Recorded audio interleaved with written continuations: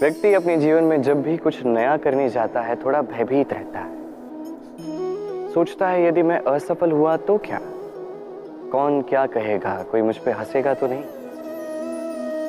यदि मैं अपना मत दूं तो इन चुनौतियों का सामना करते हुए कभी भयभीत मत होइएगा, क्योंकि हो के दो ही परिणाम होंगे। पहला परिणाम, आप जीत जाओगे। दूसरा परिणाम, आप हार जाओगे। सरल। यदि आप जीत गए तो आप सबका नेतृत्व करोगे, किंतु यदि आप हार भी गए तभी आपके पास वो अनुभव आएगा जिससे आप आने वाली पीढ़ी का मार्गदर्शन कर सकते हो। अब सोचो, इस मार्गदर्शन से आप किसी की सहायता करें जिससे वो अपना स्वप्न पूर्ण कर सकता है। बहुत बड़ी पुण्य की बात है। एक सरल सी बात समझ लीजिए, जीत हो या हार दोनों एक ही ओर ले जाते हैं और वो है जीत की ओर। बस अपना दृष्टिकोण शुभ रखिए और अपनी चुनौतियों को सीमित मत कीजिएगा, इन सीमाओं को चुनौती दीजिए।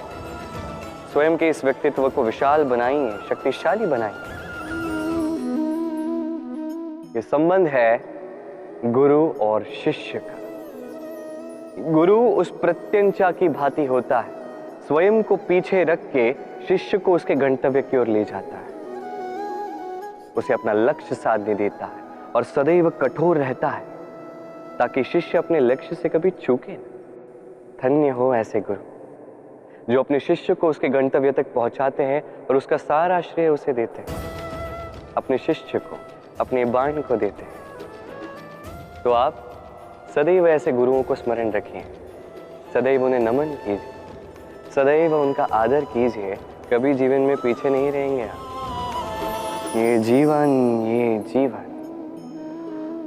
कहने को तो अत्यंत कठिन है। ये जीवन क्या करे हे नारायण, अब इसे सरल कैसे बनाया जाए, यही प्रश्न आ रहा है ना मन में। इसका उत्तर स्वयं उस व्यक्ति में छिपा है, उसके निर्णय पर, उसके चयन में छिपा है। अब जीवन के ये कठिन क्षण जो होते हैं ये उस प्रसंग की भांति होते हैं जैसे आप चल रहे हैं और अचानक से पांव में कांटा चुभ जाता है। अब व्यक्ति क्या करेगा? कोई ऐसा व्यक्ति भी होता है जो उस पीड़ा के कारण, उस पीड़ा के भय के कारण पीछे हट जाता है। कोई ऐसा व्यक्ति भी हो सकता है जो उस चोट को ठीक करने में समय व्यर्थ कर जाएगा। कितना? पूछो। ऐसा व्यक्ति भी हो सकता है जो उस कांटे को उठाकर उसका उपयोग कील की भांति करे, दीवार पर उसे लगाए, उस पर कोई सुंदर सा चित्र लगाए जिससे उस दीवार को और सुंदर बनाया जा सकता है। यही जीवन के साथ भी होता है। अब देखिए, जीवन कठिन है या बहुत कठिन है ये महत्वपूर्ण नहीं है, उसे सरल बनाने के लिए आप क्या करते हैं ये अधिक महत्वपूर्ण है। मान लीजिए हम सभी मृत्य हैं, हम सभी को मरना है, हर एक को मरना है, एक न एक दिन ये अवश्य होगा। अब जब ये होने ही वाला है तो भयभीत क्यों होना, चिंतित क्यों होना? आपकी चिंता करने से क्या ये टाल दिया जाएगा? कदापि नहीं। प्रारब्ध है, होकर रहेगा। तो जीवन ये कुछ क्षण आपको जीने के लिए दिए हैं, इसे जीना आरंभ कर दीजिए। जो भी परिस्थितियां आती हैं उसे सकारात्मक रूप से देखना आरंभ कर दीजिए। ये आप एक बार सीख गए तो आपका ये जीवन सुख और प्रसन्नता से भर जाएगा।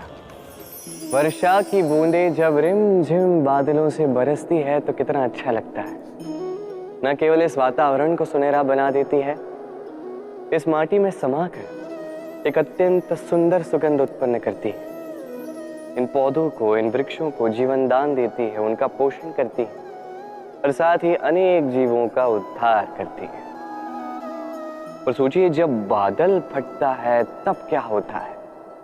ये सारी बूंदें अनियंत्रित हो जाती है, एक भयानक बाढ़ का रूप ले लेती है जो करती है केवल महाविनाश। इसका सार क्या है? इसका सार है कर्म कीजिए किंतु नियंत्रण में।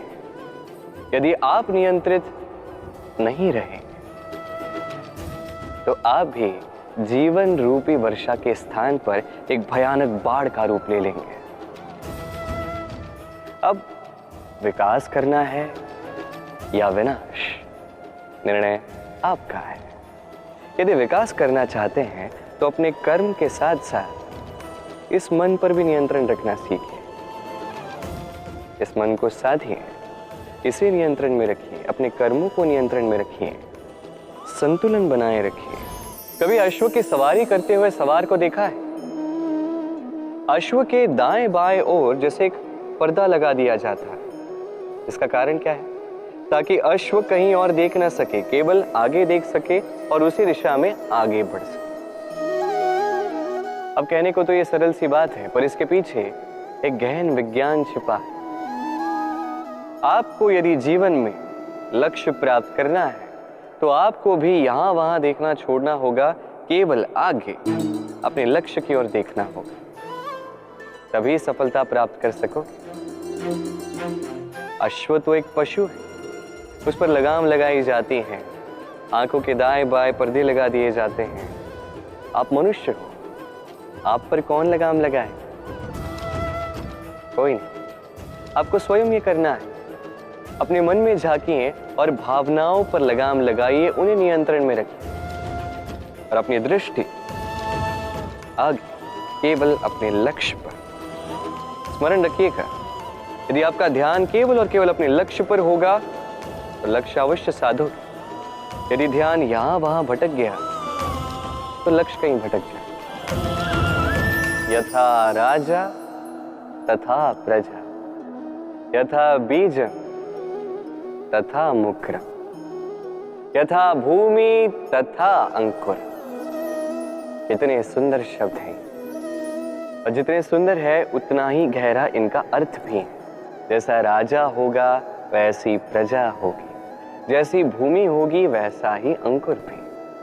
कभी गहराई में जाके इन शब्दों को समझने का प्रयास किया है आपने? राजा इस शब्द का मूल है रज।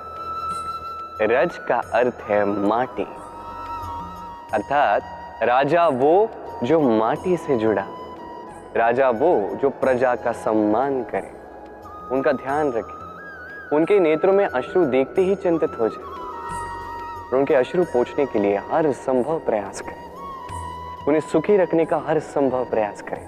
ये होता है राजा। अब ये सारे गुण यदि राजा में ना हो तो प्रजा में असंतोष जागता है। ये असंतोष विद्रोह का रूप लेता है और विद्रोह किसी भी रूप में विनाशकारी ही होता है। तो राजा को प्रजा का ध्यान रखना चाहिए और प्रजा को भी राजा में विश्वास रखना चाहिए, उसका अनुकरण करना चाहिए। जब ये दोनों साथ आएंगे तभी ये शासन स्थिर होगा, तभी ये देश नियंत्रण में होगा। यदि दोनों में से कुछ भी अनियंत्रित हो गया, महाविनाश होना ही होना। तो राजा अपना कर्म करे, प्रजा अपना धर्म निभाए। बरगद का वृक्ष, वट वृक्ष, इस संसार के सबसे विशाल वृक्षों में से एक है। क्या कुछ नहीं करता, अनेक वर्षों तक ये वृक्ष जीवित रहता है, ये सदैव बढ़ता ही जाता है। कितने सारे पक्षियों को, पशुओं को ये आश्रय देता है। राह में जाने वाले राही को ये शांति देता है, आश्रय देता है, विश्राम करने का स्थान देता है, शीतल छाया देता है। वट वृक्ष संसार के सबसे विशाल वृक्षों में से एक। इसका बीज राई से भी छोटा होता है, किंतु वो धरा के नीचे समा जाता है, अपनी खोल को तोड़ता है और पहला अंकुर निकलता है, और फिर धीरे धीरे धीरे छोटा सा बीज एक विशाल वट वृक्ष में परिवर्तित होता है। जीवन में सफलता पानी है तो भी यही मार्ग है। छोटे छोटे कार्यों से आरंभ करना होगा। इसलिए छोटे कार्यों से कभी घृणा मत कीजिए। छोटा कार्य करने में कोई लज्जा नहीं आनी चाहिए। यदि यही छोटे छोटे कार्य पूर्ण निष्ठा से, पूर्ण मेहनत से, लगन लगा के करोगे तो इन छोटे कार्यों का भी आकार बढ़ता जाए। इसलिए कार्यों को कार्यों की भांति ही देखें, छोटे कार्य या बड़े कार्य नहीं, कार्य करते जाइए। जीवन में अपना अस्तित्व भी बरगद के वृक्ष से भी विशाल बना दें। समय क्या है ये समय? समय एक सीधी रेखा तो कदापि नहीं। समय एक चक्र है, जहां से आदि है वही अंत है, और जहां अंत है वहीं से एक नया आरंभ भी। ये समय एक अत्यंत विचित्र सोच है, विचित्र भावना है, एक विचित्र वस्तु है जो किसी की समझ नहीं आती। इस समय की लीला, इसका कोई प्रमाण नहीं, कोई ज्ञान नहीं, कोई माप नहीं। बस इतना हम जान सकते हैं कि जहां अंत होगा वहां से एक नया आरंभ भी होगा। जो आज आपके पास है वो कल किसी और के पास जाएगा, तत्पश्चात उसके यहां से भी किसी और के पास जाएगा, तत्पश्चात उससे भी छीन लिया जाएगा। बस यही नियति, एक से दूसरे तक का आदान प्रदान का ये समय आपका समय। तो इस समय का उपयोग कीजिए, इस समय को जी लीजिए। आपको केवल इतना सुनिश्चित करना है कि आप कौन से पक्ष में हैं। और सत्य कहूं तो आपके जीवन का परिणाम इसी पर निर्भर करता है कि आपका ये चयन क्या है, आप कौन सा पक्ष चुनते हैं।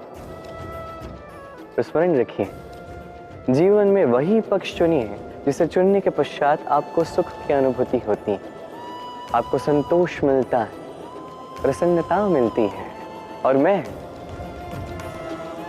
ये सुनिश्चित करूंगा कि यही पक्ष शांति का पक्ष हो, यही पक्ष प्रेम का पक्ष होगा। तो चिंता मत कीजिए, आइए और मेरे साथ प्रेम से कहिए राधे राधे।